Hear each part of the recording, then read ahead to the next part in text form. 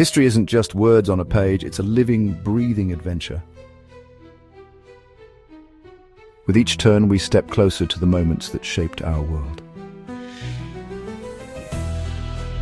From ancient whispers to revolutionary roars, we witness the triumphs and struggles that defined humanity. This is more than a journey through time. It's a chance to walk in the footsteps of giants. Are you ready to turn the page? Passport Chronicles. Think your job is bad? Really think about it. Is it the endless flood of emails from your boss, each one marked with that dreaded high-importance flag? Or maybe it's the soul-crushing commute, stuck in traffic for an hour just to sit in a sterile cubicle under flickering fluorescent lights. Perhaps it's the passive-aggressive Slack messages, the printer that jams every single time you need it, or the eternally broken coffee machine that stands as a cold, bitter monument to your Monday morning despair. We've all been there, fantasizing about quitting. But before you draft that resignation letter, let's take a journey back in time. A long, long way back to an era without HR departments, without safety regulations, and without even the most basic concept of a weekend. We're talking about the ancient world where a bad day at work didn't mean a paper jam or a lukewarm latte. It meant risking dismemberment, disease, or a truly disgusting death. All for a meager wage that barely kept you and your family alive. Compared to the occupations of our ancestors, even the most tedious modern job looks like a paid vacation. The daily grind we complain about is a luxury they couldn't even fathom. Today we're counting down the 10 absolute worst jobs in ancient times. From the foul-smelling pits to the perilous battlefields, these are the roles that history has thankfully left behind. Spoiler alert, after watching this, you might just walk into your office tomorrow and hug that broken coffee machine. Let's get started. Imagine working in ancient Rome. Washing clothes. Sounds fine, right? Wrong.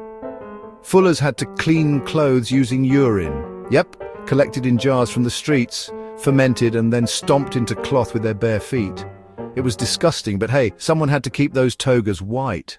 Number 9, leech collector. Medicine in the past wasn't exactly glamorous. If you were a leech collector in medieval and ancient times, your job was simple.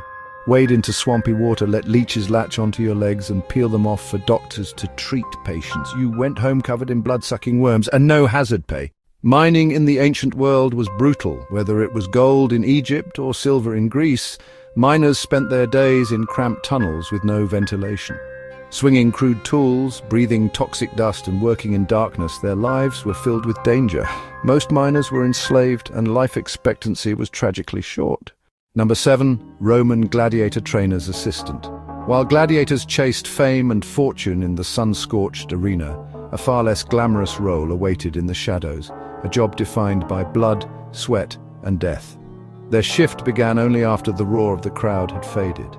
They were part medic, part janitor, rushing onto the sand to assess the carnage. For the lucky few who survived, the assistants would apply crude field dressings, stitching gaping wounds with tools that were often as dangerous as the injuries themselves.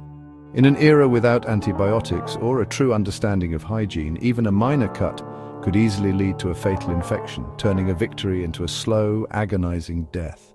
Then came the real cleanup. The sand, stained crimson, had to be meticulously raked and turned over to be ready for the next day's slaughter. They used shovels and carts to scrape away the gruesome mixture of blood, sweat, and viscera. But the most soul-crushing task was dealing with the fallen. Assistants would drag the bodies of slain gladiators out of the arena, often to a grim chamber called the spoliarium. Here, the dead were unceremoniously stripped of their armor and weapons, valuable assets for the gladiator school. Imagine being told, "Congrats, you're promoted. You now shovel corpses and pry armor off your former colleagues." It was a daily confrontation with the brutal reality that powered Rome's favorite pastime. Number 6, tanners. In a world without plastic, leather was everything. It was used for shoes, belts, armor, water skins, and countless other essential items. This made the tanner or leather worker a vital part of any ancient or medieval city, but while their work was essential, it was also one of the most repulsive and socially isolating jobs imaginable. The journey from raw animal hide to usable leather was a stomach-churning ordeal. First, the hides had to be scraped clean of all flesh and fat, a slimy, smelly task in itself. Then, to soften the hide and remove the hair, they were soaked in a truly foul concoction. The key ingredient, stale urine. Large vats were filled with human and animal urine, often collected from public pots placed on street corners for this very purpose. The ammonia acted as a powerful softening agent, but didn't stop there. To further break down the fibers, the hides were often pounded with animal feces, typically from dogs or birds, as their enzymes were particularly effective. For a finer, softer leather, some tanners even used a paste made of rotting animal brains. The stench was legendary, a suffocating, inescapable miasma of decay, ammonia, and excrement that clung to the tanner's skin, hair, and clothes. This overwhelming odor made them social pariahs. Tanning districts were legally required to be located outside city walls or at the very least downwind from populated areas. You could literally smell a tanner coming. It was a life of essential contribution met with total revulsion.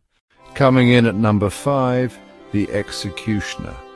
On the surface, it might sound like a position of dark power and authority, the final word in the king's justice. But the reality was a life of profound isolation and disgust. Executioners were the ultimate paradox. They were essential cogs in the machine of the state, yet they were utterly despised by the society they served. They were both feared for their grim work and hated for the very same reason. This wasn't just a dislike, it was a deep-seated revulsion. In many parts of medieval Europe, they were forced to live outside the city walls, sometimes in designated, squalid quarters.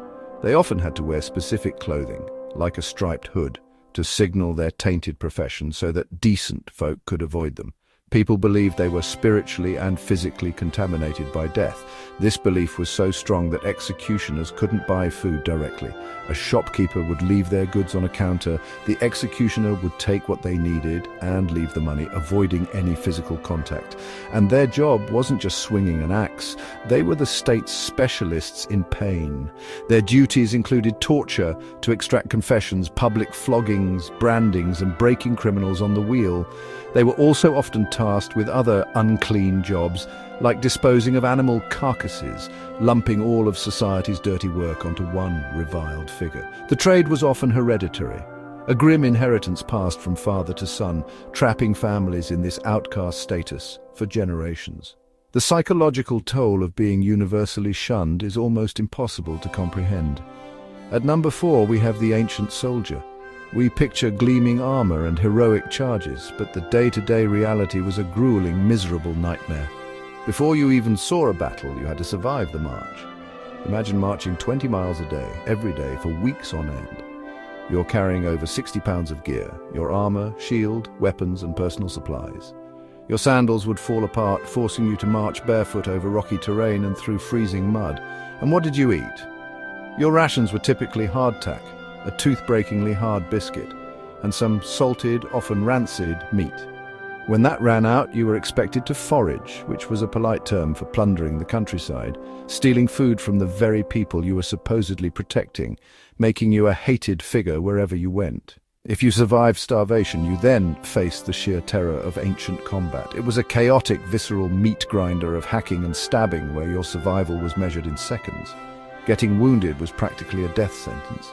A deep cut from a non-sterile blade would almost certainly lead to infection. More soldiers died from disease and gangrene in the filthy camps than on the battlefield itself. And if you somehow survived all that, don't expect a pension. There were no veteran benefits. If you were maimed and could no longer fight or work, you were simply cast aside. Many veterans ended their days as beggars on the streets of the very empire they fought to build. Your only reward for years of brutal service was not being dead.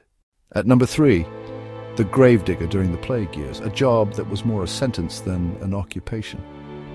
When the Black Death swept across Europe, entire communities were brought to their knees. The death toll was so overwhelming that graveyards overflowed. The only hope of containing the pestilence was to dig deeper, wider, faster. Imagine rows of workers, shovels in hand, laboring through the night by torchlight. Their faces are obscured by makeshift masks. Scraps of cloth soaked in vinegar, scraps of cloth soaked in herbs, a desperate attempt to block the stench and, they hoped, the deadly miasma. The earth is wet, heavy and riddled with the bodies. Neighbors, friends, family, each corpse handled was a gamble with death. The air itself seemed poisonous, thick with the scent of rot and disease. Gravediggers were paid in coin, but the true cost was measured in years of life lost. Most didn't last long. Exposure to the plague, exhaustion, malnutrition. Still, someone had to bury the dead, or the living would soon follow. Their work was both a grim mercy and a horrifying necessity. While most people bolted their doors or fled the cities, it was the gravediggers who stayed behind, performing the ultimate act of service, one shovel of earth at a time.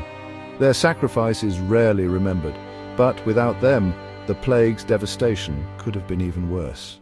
In the darkest chapters of history, it was these anonymous figures who carried the weight of the dead, and with it, the faint hope for the living. At number 2, Roman sewer workers. The marvels of ancient Rome weren't just built above ground. Beneath the bustling streets, an unseen army toiled in the depths. The city's famed aqueducts, intricate sewer systems, the cloaca maxima. But someone had to keep them clear. Picture this. Narrow tunnels, barely wide enough to crawl through, slick with centuries of filth. Workers, often slaves or the poorest citizens. They braved cramped corridors with primitive tools and sheer determination. Every step was a risk. Toxic gases built up in stagnant pockets. Rats scurried in the darkness. Disease lurked in every stagnant pool. Their job was relentless, wading through human waste, clearing blockages, repairing crumbling walls, all while the city above went about its business blissfully unaware. The work was filthy, dangerous, thankless. Yet without these workers, Rome's streets would have overflowed with refuse. Disease would have spread unchecked. The mighty empire could have ground to a halt. In the shadowy labyrinth beneath Rome, these sewer workers became the city's hidden lifeline, unsung heroes, swallowed by darkness but vital to civilization's survival. And finally, at number 1, the gong farmer or latrine cleaner. In the medieval world, the waste of entire cities didn't just disappear. Someone had to deal with it. Enter the gong farmers. Men who climbed into cesspits and shoveled out foul contents by hand. Picture this.